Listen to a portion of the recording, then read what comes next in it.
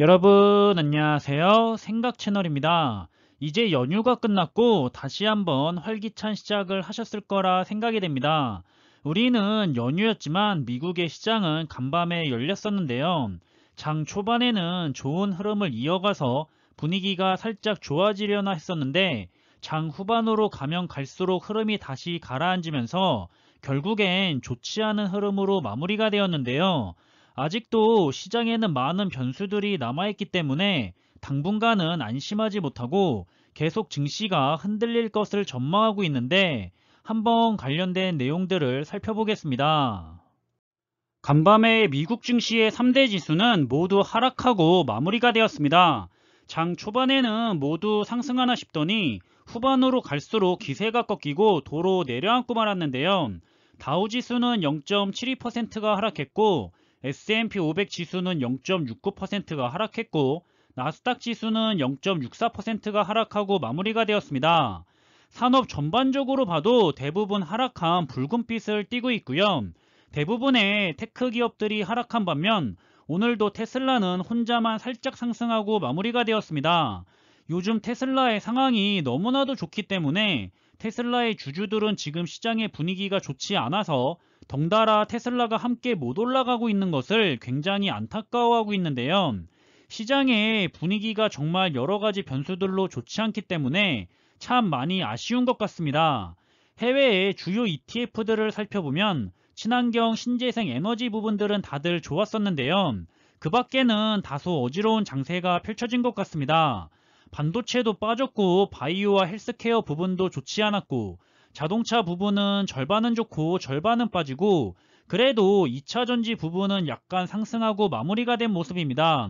그리고 또 다른 ETF 역시 거의 다 하락한 모습입니다. 아크인베스트의 ARK ETF들은 여전히 힘든 모습이고요. 메타버스와 클라우드, 사이버 보안 등 역시나 대부분 기술주 관련 ETF여서 그런지 흐름이 좋지 못했습니다. 환율도 여전히 상승 중입니다. 환율이 이렇게 상승하면 국내 시장에는 좋지 않기 때문에 국내 시장의 흐름 역시도 굉장히 걱정이 되는데요. 현재 환율의 상태는 10년으로 길게 봐도 굉장히 높게 올라와 있는 상태입니다. 국내 증시는 우려한 대로 장 초반이기는 하지만 엄청난 하락장을 받고 있습니다. 삼성전자는 결국 7만전자도 무너지고 다시 6만전자로 내려갔고요. 가장 큰 피해를 보고 있다는 SK하이닉스 역시 계속해서 하락 중입니다. 네이버와 카카오도 크게 하락하고 있는 모습이고요. 오늘은 아마도 많은 분들이 기분 좋게 연휴를 끝내고 일상으로 돌아왔지만 시장의 하락 때문에 기분이 다들 편치 않으실 것 같다는 생각입니다.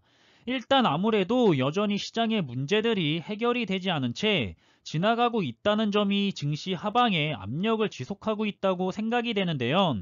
그 중심에는 미국과 중국이 있죠. 현재도 계속되고 있는 미국과 중국의 무역전쟁부터 인플레이션에 대한 우려, 차이나 리스크 등 어느 것 하나 속 시원하게 해결된 문제들이 없습니다. 특히 요즘 다시 미국과 중국의 양국 무역 분쟁에 재점하는 현 시점에서는 특히 심각한 문제가 될 수가 있는데요. 일부 증시 전문가들 사이에서는 인플레이션과 경제 둔화가 함께 나타나는 스태그플레이션에 대한 우려가 커지고 있습니다.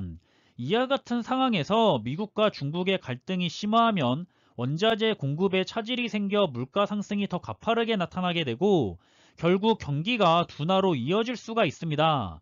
지난 미국과 중국의 무역 정쟁으로 우리나라의 코스피 역시 크게 하락했던 기억이 있기 때문에 이번에도 어떤 방향으로 진행되면서 증시에 영향을 미칠지 관심 있게 지켜보며 적절하게 대응할 필요가 있어 보입니다. 그리고 업계의 전문가들은 올해 4분기에는 공급망 교란과 원자재 가격 상승세, 임금 인상 등으로 인해서 물가 상승률이 다시 오를 가능성이 크다고 전망하고 있습니다. 이와 같은 경우에는 인플레이션 압력이 다시 커지면서 채권 금리가 오를 확률이 높고 역시나 증시에는 부담으로 작용할 수가 있는데요. 13일에는 FOMC의 회의록 발표가 예정되어 있어서 현재 나타나고 있는 인플레이션 압력과 이에 대한 연준의 대응 방식을 알 수 있을 거라고 보고 있고, 테이퍼링 실행 방식과 인플레이션 논쟁에 있어서 매파적 논조가 강하게 나타난다면 또다시 증시 불확실성에 대한 우려가 다시 부각될 수도 있는 여러모로 참 힘든 시장의 시기를 지나가고 있는 것 같습니다. 그리고 중국의 헝다그룹 파산 사태 역시도 아직도 진행 중입니다.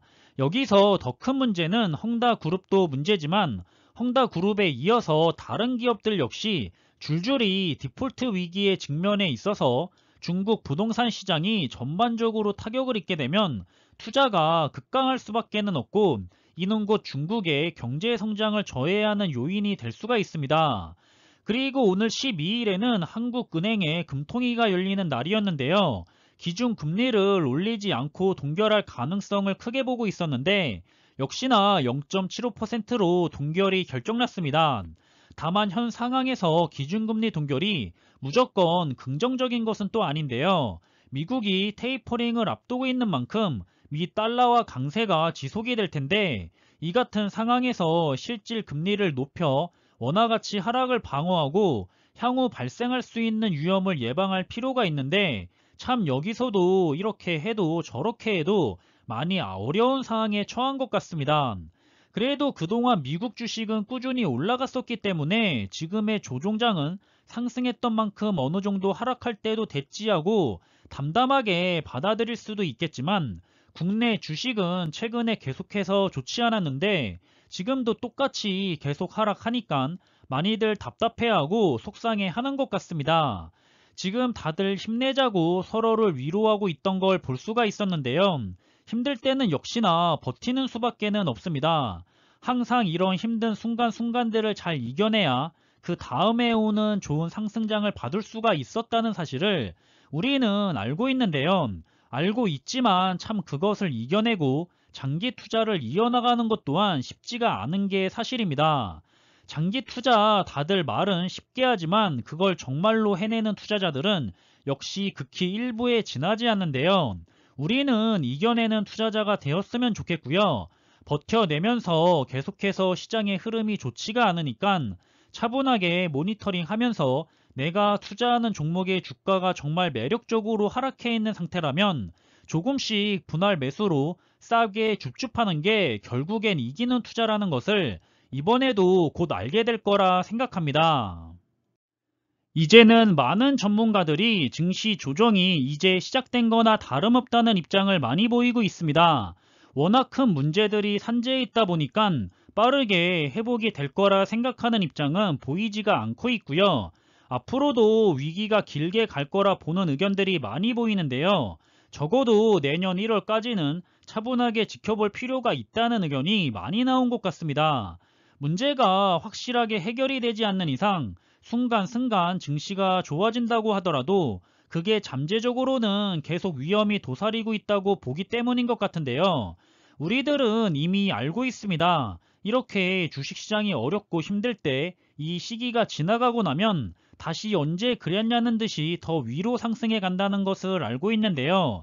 우리들이 장기 투자를 마음먹은 만큼 스트레스 받으면서 지내기보다는 내가 평소에 투자하던 기업이나 ETF 상품을 평소보다도 더 싸게 매수할 수 있는 기회라고 생각하면서 무리하지 말고 여유가 되는 대로 하나씩 더 추가 매수하면서 지내는 게 최고의 대처가 아닐까 싶습니다.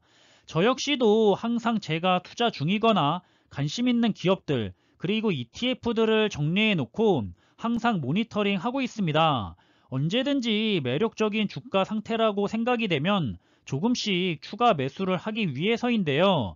너무 시장이 어지럽고 변동성이 크기 때문에 한 번에 많은 매수를 하기보다는 조금씩 시장의 상황을 지켜보면서 대응해 볼 생각입니다. 올해 상반기에 이어서 다시 찾아온 주식시장의 큰 흔들거림 같은데요. 언제나 그렇듯 주식시장에는 이런저런 일들이 발생하는 곳이니까 이상하게 생각하지도 않고 위기는 꼭 기회라고 생각하면서 저도 그렇고 여러분들도 그렇고 저가 매수에 적립식 투자를 잘 이어나가길 바라겠습니다. 그럼 이번에 준비한 내용은 여기서 마무리하겠고요. 남은 하루의 시간은 기분 좋게 웃으면서 하루를 마무리하시길 바라겠습니다. 항상 준비한 내용들이 여러분들이 투자하는 데 있어서 많은 참고가 될 수 있는 좋은 영상이 되기를 바라고 있고요. 심리적으로도 그리고 좋은 정보로도 도움이 되었으면 좋겠습니다. 그럼 영상이 도움이 되셨다면 구독과 좋아요 부탁드리고 저는 다음에 더 좋은 정보들로 찾아뵙겠습니다. 감사합니다.